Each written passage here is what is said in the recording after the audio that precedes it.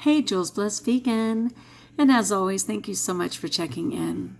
This is kind of a repeat video because, oh my gosh, people, I'm still struggling with how to even do videos or YouTube or anything else, and somehow that first version disappeared. So it is no longer sunny California, it is night. It is very much nighttime when I went in to say what happened to my video.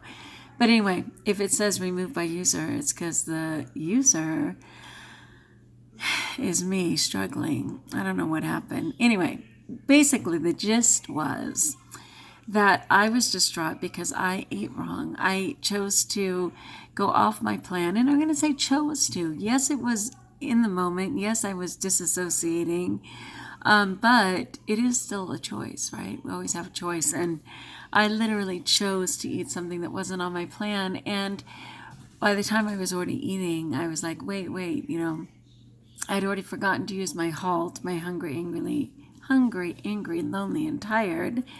And what I later modified in a different video to say SHALT, because when I'm sick, I often have my defenses down. I'm not sick right now, but I decided that S could stand for scared too, because I was having trouble with my horse, Susie. And Susie was great friends with City. We got them at the same time, and she went through the entire trauma of watching City die and even watching her body be taken away. And it was a tremendous amount of trauma, which I know she's not even over yet. And we may have made a mistake by choosing to get another horse so quickly before she could even properly mourn.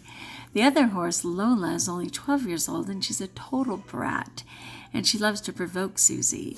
But even in her desire to provoke Susie, she couldn't, because Susie is seemingly sick and off her game. So even I was calling and calling for her, she didn't come. When she was in her stall, I gave her, fresh hay, which she loves. She wasn't eating it, which is so scary for me. And then when I checked her tummy, she was trying to nip at me like it was sore. And I was just saying that so often for horses, they're highly prone to colic and even a twisted tummy, which of course is terrible. So I was praying it was none of that. And the scared part was because I was finding myself home alone again with a sick animal. And this has happened to me way too many times. I can't even tell you. One time it wasn't even our dog. I was babysitting, and the thing was having seizures and going crazy. And out of just pure love, I had to put that little person to sleep without their parent even here. I was all alone for that. I was all alone, when City cut her foot open and it was bleeding to death. When City trampled me, I was by myself. It's like there's just been a lot of times where I'm home, and maybe that's God's design. Maybe God is just like, of all people, you can handle it because of your faith. And it's probably true, but it wasn't my preference. And today I accidentally ate over it. So luckily I was able to pull back and stop eating. And my husband came home finally, and he assessed Susie and didn't think that she was as ill as I was proclaiming.